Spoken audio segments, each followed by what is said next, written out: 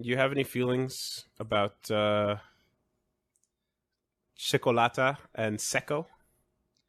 Yo, that dude's a jerk. As we slide into a little bit of Jojo over here. Yo, so this is minor spoilers for this week's episode of Jojo. You're talking about current Jojo. But Part I like 5. that we have a character that like drained the blood out of a child and is a psycho murderer going, this man is the worst piece of shit to ever exist. I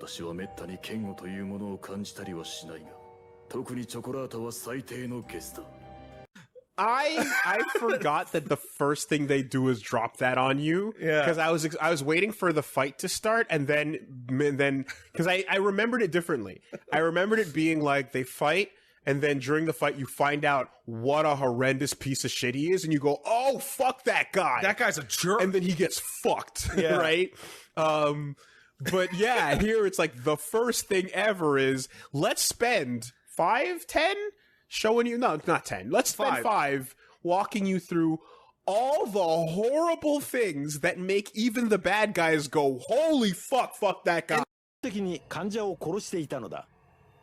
健康な人をわざと病気と診断し、手術したことは数知れず。麻酔を弱くして手術中に患者を目覚めさせることもやっていた。さらに。お前は家族に嫌われてるんだ。見舞いなんか誰も来ないぞ。こうした言葉を毎日言い続け、自殺に追い込んでいったのだった。Then you think back. You think back as a person on the outside, right? And you go, Dio was like a sanctimonious, arrogant, God figure asshole. And he told the guy to drive down the street because he didn't care. Yep. Not because it made his dick hard. Yep. Cars saw people as animals. But he didn't care, right? Yeah. The difference between I don't give a shit about innocent people and my dick is so hard. They're all dying. I have a need to find and torture them is wild. So yeah, it is it's I'm glad we're here for sure. Other fun stuff. And I mean, I was wondering how they were going to handle some of those names, and green tea is really funny. 早くも気づいたのか、私のグリーンティーの習性に。 Pretty good. I'll take it, right? God bless. But fucking the episode title for the next one being green tea and Sanctuary. Sanctuary. I was like, come on, no one's gonna guess that. Like I've been playing this game with Steph. Unless you're listening to him literally say Oasis. Yeah, I've been playing this game with Steph going like, can you guess what they are? And like Green Day was eventually, we got there. I'm like, you're never gonna get fucking Oasis from Sanctuary. It's just not happening. Yeah. You know? But like I really do. One thing I like about part 5 is how like the progression of bands used is like the bigger, more important ones towards the back end. Yeah. You know? But yeah. So I'm glad with this we're finally here. Also, we're so much further than I thought. We are way further than I thought. Yeah. We're in Rome. I really thought we were I remember at the point where I was like, oh yeah, we're about halfway. We're not halfway. No, we're not. We're further than halfway. We got to Egypt. Yeah. So we're on the steps to Cairo. Yeah. I just memory wise, I seem to think there was another bit to go. Yeah, there was another arc in between the two, but we're not. Yeah. There is one thing that I'd like to say, which is a big complaint I'm having. There's a minor complaint I had in part 4, and it is a big complaint I have with part 5, and it's something that goes away in part 6 and 7, and I think 8 as well, which is I understand that you want to have a guy on the team that can just fix people. But when people get injured, it doesn't... Mista has died 4 times. When people get injured, it doesn't mean anything anymore. It now means nothing. Yeah. Unless Giorno is 20 feet or further away from him. Yeah, that is true. It's with Mista, it's really, really bad because he has had 4 hero deaths. Because what you actually end up dealing with is most stand fights involve someone on the team taking a critical blow. Way bad. Right? Pieces of their body falling off. A mortal blow is what teaches you what you're up against. Right. And up until someone takes that hit, yeah, because the stand users we're dealing with in this season are so ridiculous. They're so OP. Yeah. They're like, hey, look. Hey, Eric, look over me. Dead. Yeah.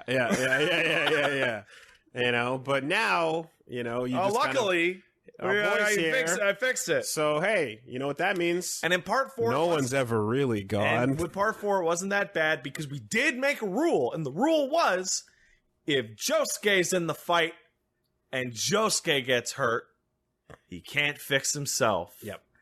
That rule is gone now. And we even have a storyline where it's like, even if it was too late, it's fine. そんなバカな。確かに部品は作った。心音がしないはずはないんだ。ジョルノ、俺だ。アバッキオたちを呼べ。脱出するんだ。今の声はアバッキオたちを呼べと言ったのだ。脱出するんだ。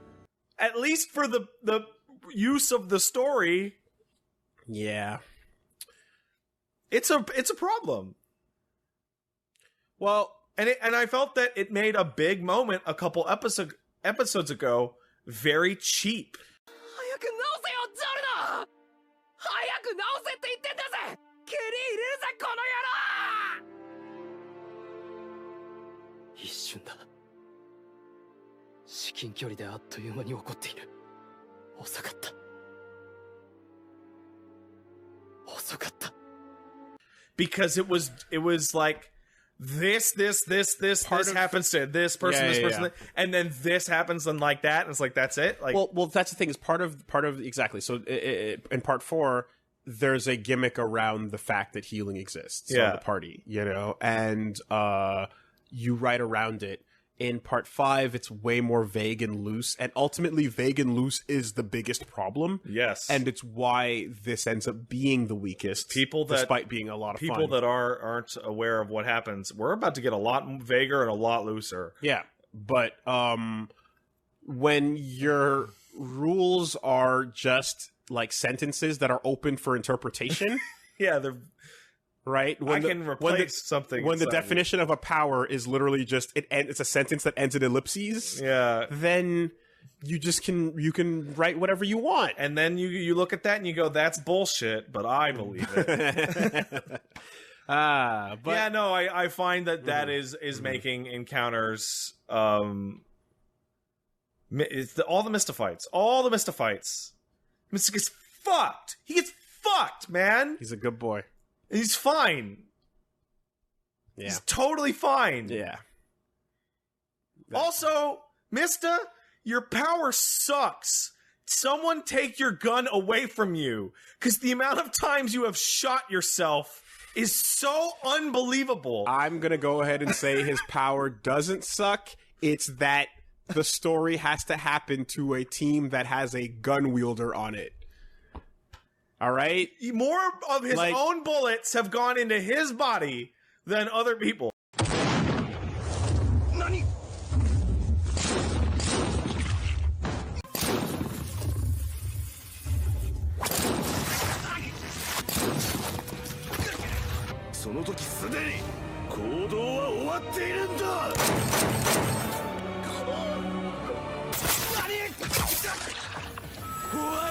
Album ジェントリーウィップス覚悟はできてるんだろうなミスターてめえらも腹をくくれ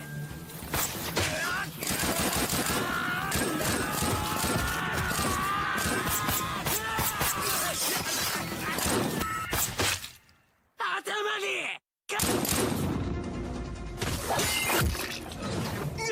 ミスター We've talked about how OP each individual one of these stands are, You know, it's what it is. You have to they have to find challenges to rise to the occasion.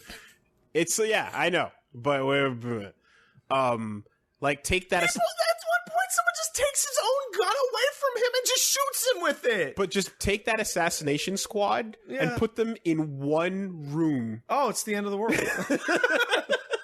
Like it's the end of the world. It's over. You're just there's nothing. Like you would shrink and like get chopped up, and metal would fly out of your face, and just like, and then a baby bursts out of you, and then part of you turns into cubes. Like you're all at the same time. You're just and then a fish hook, and then you turn old, and you. Why would they split up ever? Like you're so fucking done. They would split up because they're all too tough to be in the same room. It's like this is the equivalent of Akuma can't just be walking around in Street Fighter, because Akuma can beat everyone and he kills people, but he doesn't kill whatever, and he can't just be walking around because then you don't have a story, because Akuma's just there and people have to acknowledge that he's there. Similarly, the hero team all have to stick together, but if the villain team ever like combine any two random encounters from almost any run of any JoJo and just put those two characters next to each other and have them attack the protagonist, it's the end. It's over. Yeah. It's really one of those things where you'd expect more people gaming the system in the way that Whole Horse did. Yeah. And you really don't get a ton of it. The only reason Whole Horse got to do it is because Whole Horse's stand is like outrageously shitty. Mm-hmm. Whole Horse is just like a cool guy. I mean, I disagree, but it has its applications. Ultimately, like being a mile away and just sniping somebody cold is fine. But yeah, gaming the system with more than one person at the same time to create like a fucking nonsense situation that you can't possibly solve is something you'd expect more of for sure. And we get other versions of it. Like we just saw fucking The Clash and what's it called again? Talking Heads, right?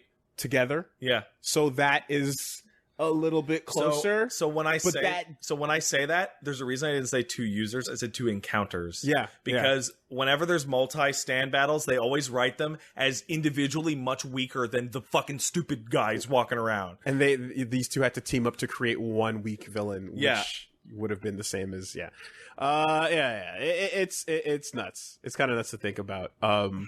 And I would love to see like a villain of one part surround themselves with like almost like just like three functional people or stands that just make it absolutely impossible to deal with what's going on. Yeah. Like I'm kind of thinking of Orochimaru. Like just a guy who's like, I just know where everyone is at all times within 100 feet of me. Or just, right? That guy's not that strong. But you know what I mean? Just gaming it to the point where there's nothing you can do. Because I feel like Yoshikage Kira kind of does that on his own. Yeah, he does. In a way. You know? But, part 8. All right, fantastic. Because it's this funny thing, because are you familiar with the Dissidia games? It's like the villains versus the heroes and all that shit in Final Fantasy? Sure. It's like it's Cloud versus Sephiroth and the Warrior Light versus Garland, right? Let's take that to JoJo. It's the whole cast of the hero team versus the whole cast of the... Oh, wow, that's like 1 second. And the villain team takes it. Okay. That's like a second. Yeah, okay. Right? Like, we're going to have Jojo versus the boss, and then, like, and just individualize them. And it's not the whole good guy team against one dude. It's the whole good guy team against the whole villain. Like, fuck off. Here's the thing. Just rush them. Rush them. Let's play a game for a second. Take the heroes of one part and put them up against the villain of the part immediately after. Oh God, it's so sad. How does this? How does it shape up? Well, I'll tell you how it shapes up, because that happened in part 3. They did that. They literally just did that, and we saw how it happened. Christ, they did that in part 4 too. Okay, I can't go. They totally did that. Okay, if you don't want to hear JoJo spoilers for anything, possibly going beyond where the anime's at, maybe tune out for like a couple minutes. Yeah. They actually do that all the time. Okay, but I'm specifically thinking about, like, what if Jolene faces Funny Valentine? What does that turn into? She would die. Yes, instantly. and what if Giorno, like current Giorno, faces Pucci? He would die. He would die. Yeah, 100%. Yeah. What if King Crimson? What if Jonathan fought Cars? He would die, etc. Like, yeah. Look at part 3. What would happen if Joseph fought Dio? He would die. 100%. And he did. Yeah. If Jotaro... Jotaro fighting Kira. Jojo does fight Kira. Yeah. So like, they do it all the time. They expressly show you as a means of going, the new hotness is here to save the day because the old and busted couldn't take it. Literally, yeah, they do. They straight up do. And that's why Jotaro doesn't come back for part 5, because yes, stopping time is better than jumping forward in time. Like, I want to see, like, Jolene just, like, getting ready to, like, throw out fucking Stone Free, and then a train just rolls by with light shining out of it, and, like, just, what the fuck are you gonna do about that? Like, you're done. Yeah. I'm gonna throw a baseball. Okay, now flip the script and go the opposite way with it, and say, have the later protagonists fight earlier villains? Then what happens? Is it the same? Absolutely. Is it the crunch? It's Joseph would have had Dio done in like a second. Joseph at the beginning, and Joseph at episode dealing with deals with Straits, and Straits is stronger than Dio was. He's a vampire. Yeah, and that's step 1. Yeah. Jotaro versus everyone of the Pillar Men. Shut up. No, I don't know if without time stop, dude. Remember, the Pillar Men wouldn't be able to see. They would not be able to. Yes, but could they murder him fast enough? No, because it's magic. And he had Giorno going up against Dio. Well, that actually doesn't make any sense at all. Okay, Jotaro versus Santana's nothing. Jotaro versus the individual Pillar Men is probably nothing. The group would be something. Yeah. Against supercars. Against supercars. See, that's a tough one. That's actually because tough. You cannot fix that situation. Supercars has durability things. Exactly. Supercars has to leave the arena for the fight to be won. However, Josuke against supercars, laughable. Think about all the dumb Josuke versus Dio in Egypt. Yeah, he'd be dead. Dio wins that. Yeah. Well, that's why those characters leave. That's why that power goes away. Kira versus what was it? The other way. Giorno versus Kira. Oh, no problem. Does I didn't explode. That was my ass turned into a ladybug. Like, but we're dealing with we're dealing with like we're dealing with current. Oh, current Giorno. I don't know what he does about that. I don't know. It's tough. You know what I mean? And then what's after that? Jolene versus. Jolene gets fucked up by Diavolo. Come on, Jolene gets fucked up by Diavolo. That doesn't work either. I don't think that works out. And then that's dumb.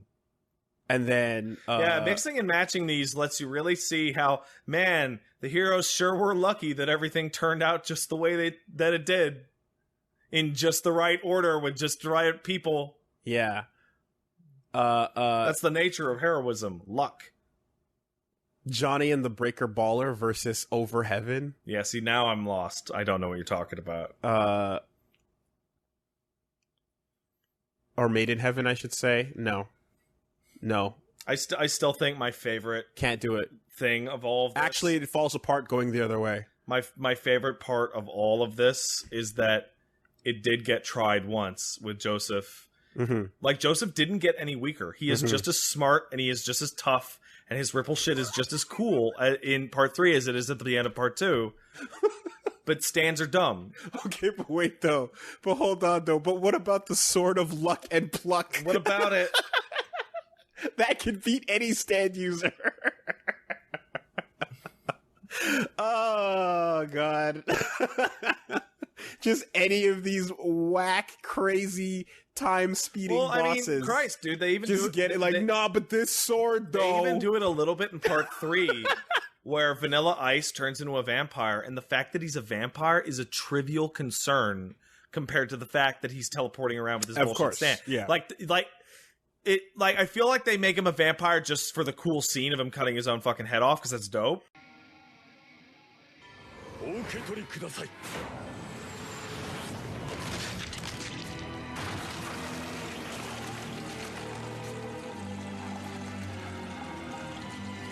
Right? But, like, that doesn't factor into shit.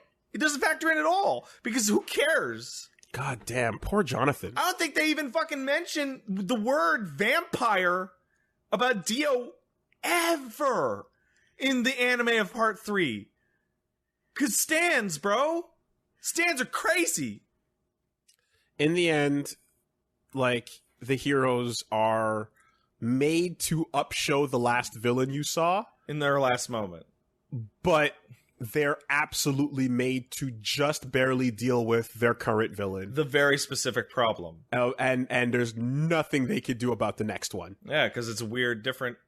So upwards is a squash match. Yeah. Here is like a main event. Yeah. And then going downwards is reverse squash. Well, see, the thing is 9-1 matchup. And this is the great thing about JoJo's Bizarre Adventure is that, yes, there are dudes that are just tougher and have better stuff than other dudes. Broken shit.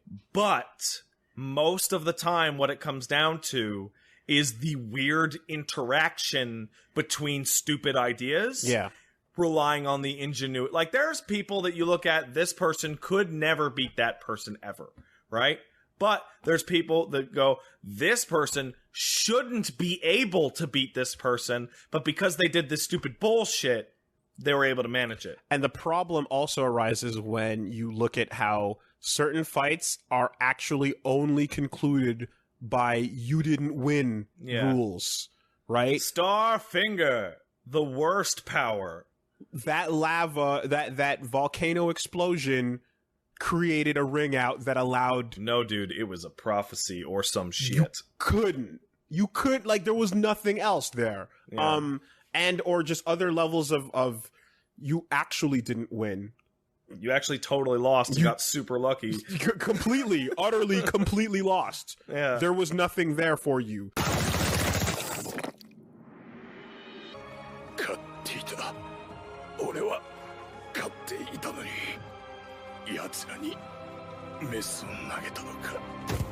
The only win is where the camera decides to go next. Yeah. You know, it's actually quite tragic. So, yeah, that's kind of funny to think about. Anyway. Everyone's really lucky that things turned out just so. Like, man, we were complaining about fucking Game of Thrones contrivances. Fucking JoJo's Bizarre Adventure is literally nothing but contrivances. So here's my one other question. I don't know if you knew up until this week or if you read it in advance, but how do you feel about the truth behind stands? その後の調査でクレーター内の隕石の中に数万年前のウイルスが閉じ込められて眠っていたことが判明した。そのウイルスは隕石に付着して飛来したのかもしれない。ウイルス？それが何だ？私は突き止めたのだ。この矢の材質はケープヨークの隕石と同じものだと。何百年も前、完璧な神のような力を求めた人間がこの岩石を知り矢として作り変えたものがこれなのだ。殺人ウイルスというものは生命を淘汰する。これはウイルス進化という学説だ。ほとんどのものはそのウイルスに感染すると死に至るが、生き残る素質を持つ者がいる。そしてウイルスはそのものにご褒美のように新しい生命能力を与えるというのだ。それはすでに証明されているね。君たち自身の体で。それがスタンド。